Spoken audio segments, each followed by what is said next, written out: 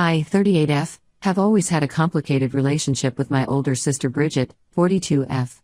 Growing up in our small Midwestern town, Bridget was the golden child, straight-A student, head cheerleader, president of the church youth group, everything our conservative parents wanted. I was the opposite, more interested in computers than church, focused on academics instead of finding a husband, and always questioning our parents' strict rules. The contrast between us started early. When I was 14, Bridget, then 18, caught me reading books about evolution and reported me to our parents. They made me attend extra Bible study sessions for months. That was just one incident of many. Bridget wasn't malicious, she genuinely believed she was helping me stay on the right path. But it created a distance between us that never really healed.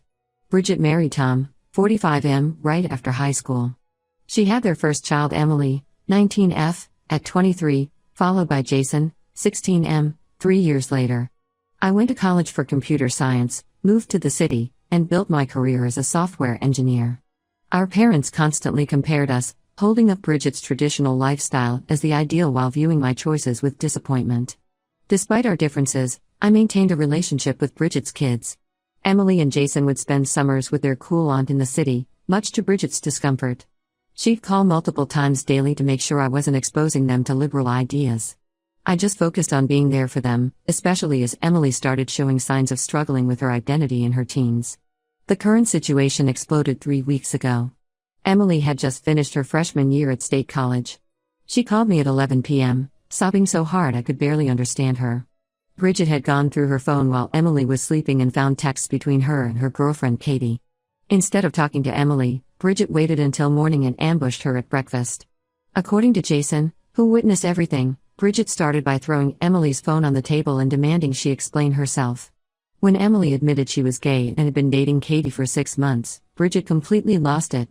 She started screaming about sin and hell, saying Emily was dead to her unless she agreed to conversion therapy. When Emily refused, Bridget told her to get out and never come back. Tom just sat there silently the whole time. Jason tried to defend his sister but Bridget shut him down. Emily packed a bag and fled to Katie's dorm, but the dorms were closing for summer break in 2 days. That's when she called me. I immediately drove 3 hours to the college, picked up Emily and Katie, and brought them both to my place. Katie's parents are supportive but live in another state, so I offered to let them stay with me until they figure out their next steps. Bridget has been blowing up my phone ever since. The real twist came yesterday. Bridget called crying about how Tom lost his job due to company downsizing. They've been living beyond their means trying to maintain their image of the perfect family, and now they're 3 months behind on their mortgage. Bridget asked me to lend them $20,000 to avoid foreclosure. I refused. I told her that money is going towards supporting the daughter she threw away. She started crying about how sisters should help each other and family comes first. I reminded her she didn't think family comes first when she kicked out her own child. Then I hung up. Tom messaged me saying they might lose the house. Jason would have to change schools. They could end up having to move in with our parents. He said I was being cruel punishing them when they're desperate. I blocked him too. Now Bridget is telling everyone who'll listen that I've always been jealous of her perfect life and I'm using this situation to get revenge. She claims I corrupted Emily during those summer visits. Our parents are backing her up, saying I'm tearing the family apart by encouraging Emily's lifestyle choice. Only our younger brother Mike, 35M, is on my side. He reminded me how Bridget outed his best friend to their parents in high school, destroying that friendship. Mike says Bridget hasn't changed, she just wraps her cruelty in religious righteousness.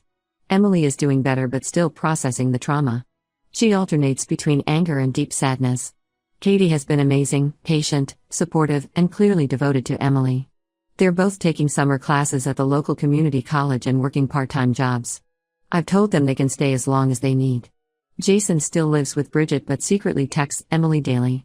He's saving money from his weekend job, planning to move out the day he turns 18. Bridget has no idea she's about to lose both her children. I don't feel guilty about refusing to help Bridget financially. You don't get to throw away your child and then demand family loyalty. But the situation has divided our entire extended family. Most relatives have taken Bridget's side, saying I'm enabling sin. A few younger cousins support us but won't say so publicly. Emily feels horrible that she's ruining everyone's lives but I keep telling her this is all Bridget's choice. She chose hate over loving her daughter. Now she can deal with the consequences. Ida for standing my ground? Edit. Since people are asking, yes, Emily is legally an adult and Bridget can't force her to come home. No, Jason isn't in danger. Bridget's controlling but not physically abusive. Tom enables her behavior but he's not violent. Emily has no interest in reconciliation unless Bridget fully accepts her and Katie. Katie's parents have offered to help them relocate for school next semester if needed. I'm financially stable and helping Emily isn't a burden. Update 1: The situation has exploded in ways I never expected. Yesterday started normally, Emily had morning classes, and I was working from home. Around 2 p.m., someone started pounding on my front door. Through the security camera, I saw Bridget standing there with our mother, both looking furious. I opened the door but kept the security chain on.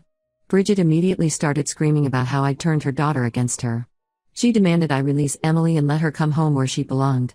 When I refused, she started making wild accusations about me brainwashing Emily and trying to destroy her family. Our mother kept saying I needed to stop this nonsense and convince Emily to return home and attend their church's youth counseling program. I told them Emily was an adult who made her own choices. That's when Bridget completely lost it. She started throwing herself against the door, trying to break the chain. I called the police while Bridget continued her tantrum. She was screaming so loudly that my neighbors came out to see what was happening. Our mother kept telling everyone I'd kidnapped Emily and was holding her hostage. When the police arrived, Bridget put on a dramatic show of being a distraught mother trying to save her daughter from her evil aunt. The officers separated us and spoke to everyone individually. Bridget spun some story about me being mentally unstable and having a history of trying to corrupt her children. Fortunately, I had Emily's texts documenting everything, plus video from my security cameras showing Bridget's behavior. Emily came home during all this and told the officers her side. The police warned Bridget about trespassing and harassment. They suggested she seek legal counsel if she had concerns, but emphasized that Emily was an adult who could live wherever she chose. Bridget left screaming that this wasn't over. Less than an hour later, Bridget sent a mass email to our entire extended family, church community, and even some of my work contacts she found on LinkedIn. She wrote 5 pages of accusations, claiming I'd been jealous of her perfect life since childhood and was now taking revenge by recruiting Emily into the homosexual lifestyle. She brought up every perceived slight from our childhood, like how I supposedly ruined her sweet 16 by getting the flu, or how I embarrassed her at her wedding by wearing pants instead of a dress. She even accused me of having unnatural feelings toward Emily, which made me sick to my stomach. The response from family has been intense. Our parents called to scream at me for destroying Bridget's family. Aunts and uncles have been sending lengthy texts quoting Bible verses about family loyalty and sin. Even cousins I haven't spoken to in years are messaging to tell me I'm going to hell. The only bright spot was a surprising call from Tom. He reached out privately to apologize for Bridget's behavior in the email. He admitted he's been struggling with how Bridget handled everything. Apparently, she's become increasingly extreme in her religious views over the past year, even switching to a more fundamentalist church. Tom revealed he's been secretly depositing money into an account for Emily. He said he feels trapped because of their financial situation. They're worse off than I realized. The job loss came after months of struggling. They've been putting everything on credit cards to maintain appearances. Bridget refuses to downsize or cut expenses because she's convinced God will provide. Jason is caught in the middle but standing firm with his sister. When Bridget found his burner phone that he used to contact Emily, she completely overreacted. She took away all his electronics, pulled him from the soccer team, and is making him attend daily prayer sessions with her new pastor. Tom is worried about him but doesn't want to leave him alone with Bridget if he moves out. Despite all this chaos, Emily is doing remarkably well. She's excelling in her summer classes and her part-time job at the local bookstore just promoted her to shift supervisor. Katie has been her rock through everything. They're talking about getting an apartment together once Emily has enough saved up. The hardest part for Emily isn't Bridget's rejection, she's almost made peace with that. It's watching her mother's behavior affect Jason. He's only 16 and stuck in that house for 2 more years unless Tom finally stands up to Bridget. Emily feels guilty about not being there to protect him, even though none of this is her fault. I've started documenting everything, Bridget's emails, the police incident, her harassment of Jason, just in case things escalate further. My security system now has cameras covering all approaches to the house. I've also warned Emily's workplace about potential disruptions. The saddest part is realizing this isn't really about Emily being gay. Bridget's reaction is about losing control. She built her entire identity around being the perfect Christian mother with the perfect family. Emily's disobedience shattered that image and she can't handle it. Instead of adapting and loving her daughter unconditionally, she's doubling down on her rigid beliefs. I won't back down though. Emily needs support and acceptance right now, not judgment and hate disguised as religious concern. If that means becoming the black sheep of the family all over again, so be it. Update 2: Everything changed last weekend when Emily and I made a shocking discovery that explains Bridget's extreme behavior. Emily wanted to look through old family photos to make a birthday video for Jason.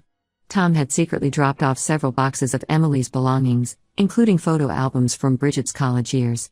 While sorting through the albums, Emily found a hidden compartment in one of the older ones. Inside were dozens of letters from 1999 to 2000, all between Bridget and her college roommate Rachel. These weren't just friendly letters, they were deeply personal love letters that revealed a secret relationship that lasted almost 2 years. The letters detailed their secret meetups, their plans for the future, and their fears of being discovered. In one letter from December 1999, Bridget wrote about how terrified she was of our parents finding out, saying she'd rather die than disappoint them. Another letter from February 2000 talked about their dream of moving to California together after graduation. The last letter was heartbreaking. Bridget wrote about meeting Tom at church and how her parents were thrilled about him. She told Rachel she was choosing to live the right way and that their relationship had been a phase she needed to overcome. She begged Rachel not to contact her again. Emily was devastated. She sat on my kitchen floor for hours, reading and rereading the letters. It hit her hard that her mother had rejected her for being exactly what she herself had been.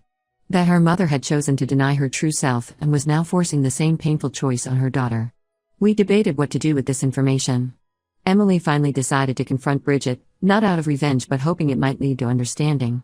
She scanned the letters and emailed them to Bridget with a simple message asking why. Bridget showed up at my house an hour later. This time she wasn't angry, she was completely broken. She collapsed in my entryway sobbing. Through tears, she admitted everything. How she and Rachel had fallen in love freshman year. How they'd planned a life together. How our parents' constant talks about sin and hell had terrified her into choosing normalcy over happiness. She married Tom just 6 months after ending things with Rachel. She said she thought if she created the perfect Christian family, it would fix her. That she could pray away her feelings. When Emily came out, it shattered all the walls she'd built around her past. Tom arrived shortly after, having received the scanned letters from Bridget. He was in shock. 20 years of marriage, and he'd had no idea. He asked Bridget if she'd ever really loved him. She couldn't answer. He took off his wedding ring and left. That evening, Bridget's mask completely cracked. She started ranting about demons and possession. She claimed Rachel had corrupted her in college, and now I was helping Katie corrupt Emily the same way. When Emily tried to hug her, Bridget recoiled and started praying loudly. Our parents arrived next, having been called by Bridget. Instead of helping, they made everything worse. They praised Bridget for overcoming her sinful past and suggested Emily could do the same. They talked about a religious retreat that cured people of homosexual tendencies. Bridget latched onto this idea. Within hours, she packed a bag and left for some religious compound upstate. She refuses to tell anyone exactly where it is. Her last message said she's going to pray away her past and won't return until she's clean. Tom is staying with Mike while figuring out next steps.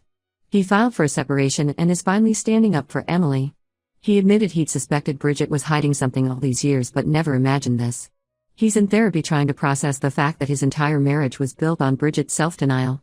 Jason moved in with Tom and is doing much better away from Bridget's increasing religious extremism. The poor kid is angry that his mother chose denial over honesty, chose hurting Emily over healing her own past trauma. Our parents are somehow spinning this as Bridget making the right choice, again. They're calling the retreat her brave battle against temptation. They've doubled down on their homophobia, now using Bridget's past as proof that being gay can be cured if you try hard enough. Emily is processing all this with her therapist. She says understanding her mother's past helps explain things but doesn't excuse them. She's sad for the young Bridget who felt she had to deny her true self, but angry at the adult Bridget who's choosing to perpetuate that trauma instead of breaking the cycle. I found Rachel on Facebook. She's happily married to a woman in Seattle, with 3 kids and a successful dental practice. I haven't told her about any of this. Some parts of the past should maybe stay buried. Update 3: The situation has reached its final breaking point. Bridget returned from her 3-month religious retreat even more radicalized than before. Her first action was trying to organize an intervention for Emily at our parents' house. She invited extended family, her pastor, and even a conversion therapy counselor. Thankfully, Tom warned us about it. The Bridget who came back isn't the same person who left.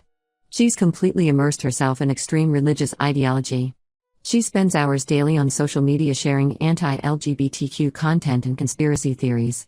When Tom refused to attend her church's marriage restoration program, she filed for divorce, claiming he was choosing sin over salvation. The divorce has gotten ugly. Bridget demanded their house be sold and the money donated to her church's youth ministry. She tried to get full custody of Jason, claiming Tom was an unfit father for supporting Emily. The judge saw through her act and granted Tom primary custody, with Bridget getting supervised visitation that she refuses to use. Emily has completely transformed her life. She and Katie moved into their own apartment near the community college. Emily legally changed her last name to my maiden name, saying she couldn't bear sharing a name with someone who rejected her twice, once as a daughter and once as someone like herself. She's thriving in school, made the dean's list, and got accepted to finish her degree at a great university next fall. Jason turned 17 and is living his best life with Tom. He's back on the soccer team, getting good grades, and already applying to colleges far from home. The court mandated therapy for him, which has really helped him process everything. He and Emily are closer than ever, spending weekends together whenever possible. Tom sold their old house and bought a smaller place closer to me. He's been seeing a grief counselor to process the end of his marriage and the realization that Bridget never truly loved him. He and Mike have become really close. It's nice seeing them support each other through this. Bridget hasn't given up trying to control the narrative. She sends monthly handwritten letters full of religious propaganda and guilt trips. Last week she had her church group protest outside Emily's workplace. The store owner, whose own son is gay, called the police and got a restraining order. Our parents chose Bridget's side completely. They sold their house and moved closer to her new church community. They send occasional emails about praying for our lost souls but otherwise want nothing to do with us. Most of the extended family followed their lead. Surprisingly, this mass exodus of toxic relatives has been freeing. Our small family unit, me, Emily, Katie, Tom, Jason, and Mike, has grown stronger. We have weekly dinner gatherings, celebrate holidays together, and actually enjoy each other's company. Katie's parents often join us, treating Emily like a second daughter. Last month, Bridget's old college girlfriend Rachel reached out to Emily through social media. She'd heard about everything through mutual acquaintances and wanted Emily to know she was proud of her for living authentically.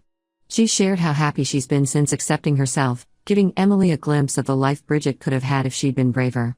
The irony is that Bridget's worst fear, her perfect family being destroyed, came true entirely because of her own choices.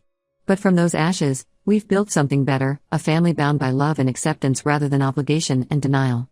Bridget still sends flying monkeys to guilt us about deserting her in her time of spiritual warfare. We've blocked them all. Life is more peaceful without constant drama. Emily says she's done hoping her mother will change. She has all the family she needs right here. Sometimes the most painful endings lead to the best beginnings. We've all learned that sharing DNA doesn't make a family. Love, acceptance, and support do. Bridget chose her path. We've chosen ours. And we're all much happier for it.